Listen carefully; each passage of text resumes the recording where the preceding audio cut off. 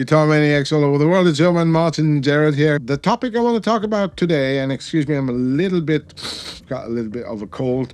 The topic I want to talk about today is my poor Quad Cortex down there that didn't have much of a good time ever since MIDI was added to the UAFX pedals, because I got a few of them, and believe me, if you're looking for any other amps that they're emulating, that is the best modeling out there, period. And then I was running into a bit of a rut because, again, we would have had to play at that Christmas festival. By the way, we didn't because our bass player was ill, in bed with fever. And I think that's also where I got my cold. Well, in any case, so I was like, we're not running over our own mixer, very quick changeovers, and I have to do the in-ear monitoring directly. I'd rather play the Quad Cortex, but hells, I really like those anti-sounds. So I came up with an idea, and that is one of the places where the Quad Cortex can live in a UAFX world. Drum roll, the new Neural DSP neural capture method, where you actually upload the measurements to the web, where it gets processed by a more capable machine, AI, whatever. And these are the results, and they're not so bad.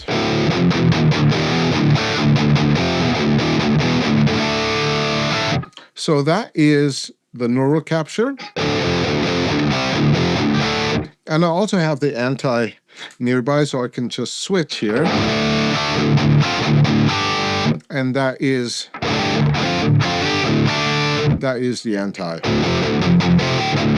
One of the main reasons why I wanted to do it is because I so much like the captures I did of my vintage channel strips, which are the AMAC 1998 designed by Rupert Neve and a Trident 80B, which come with really, really good high pass and low pass filters, so I can already deliver a relatively mix ready signal to whatever usually digital mixer the front of house guy is using. So this is my rhythm patch.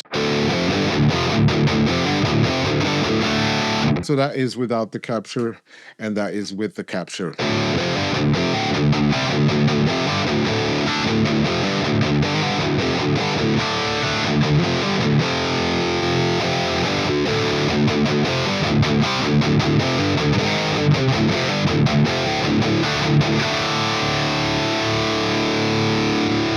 I really like to have that on my in-ear sound, also on the leads, which kind of sounds like that.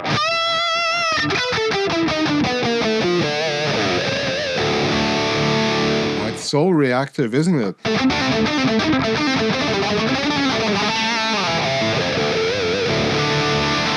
In order to save some DSP, I had to kind of put the captures on different lanes. So it's basically lane 1 going row 3, going down here, and there we have delay and also reverb, but I think the reverb is switched off. Yeah, it is. And then there's another lane which features the same delay and the same preamp capture, and that is where the anti signal is being fed. Before that, I'm using a Lely box to split my guitar. So let's have a bit of a comparison. That is the Neural DSP capture, V2 capture. And that is the anti directly.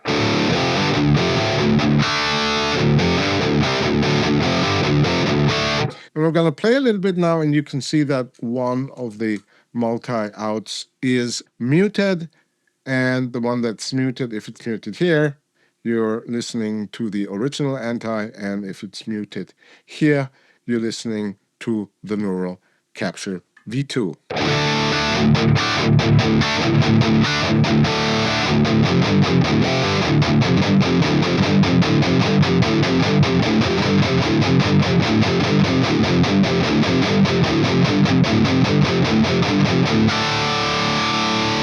There is a little bit of a difference, but the difference is not as huge as with the old captures.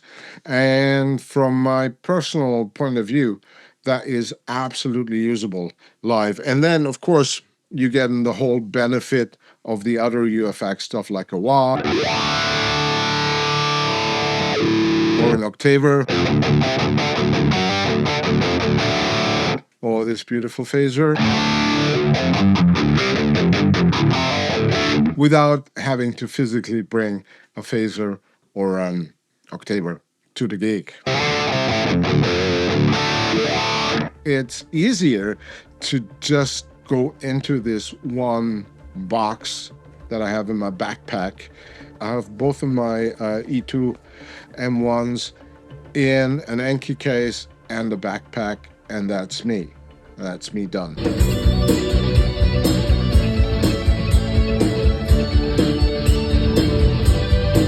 And I really like that portability, right? So let's go ahead and compare the lead sound a little bit.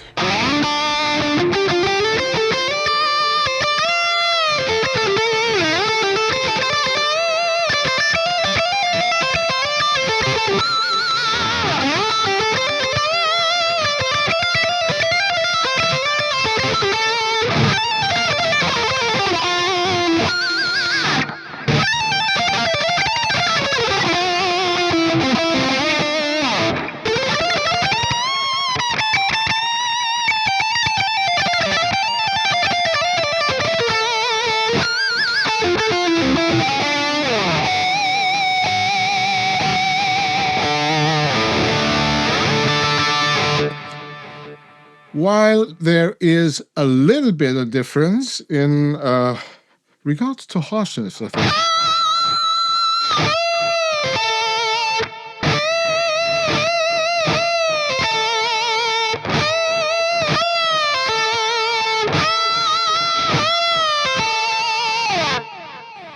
I think the Quad Cortex sounds a little bit harsher, but just a little bit, not like the old captures in comparison sounded like you would just have like a thin cardboard box version of the original, and this one is way less of a cardboard box.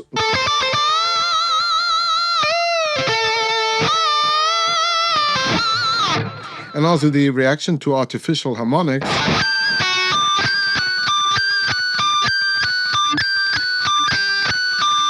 is kind of the same. I like that.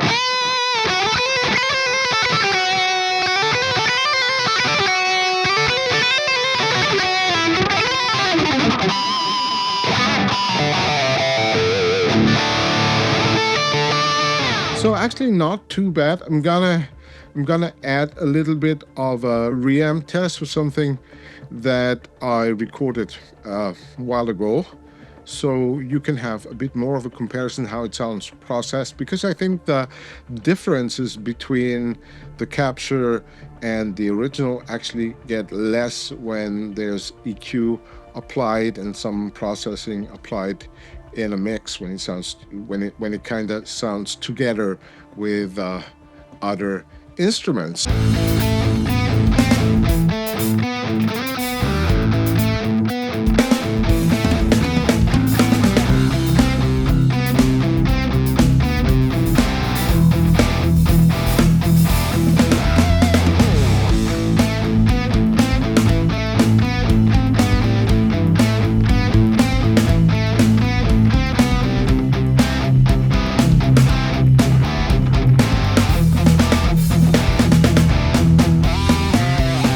So this is one of the possibilities how the Quad Cortex can still exist in a better modeling world created by UAFX. So you can just go ahead, take your bigger pedal board or UAFX pedals to your rehearsal, set the sounds, and then capture them for easier live performance. And for me, having all the functionality just in that one box is just superb. Apart from that, well, you know it, that the Quad Cortex is also an audio interface. As a side note, whenever I'm playing here and I'm playing the UAFX pedals, I'm always routing them through the Quad Cortex, because number one, you have some sort of volume control on the Quad Cortex, so whatever is going into my Blue Amps FR is controlled by the output level of the Quad Cortex. And then secondly, I prefer to have my preamp capture active when I play. Another reason that makes the Quad Cortex pretty usable for such a setup,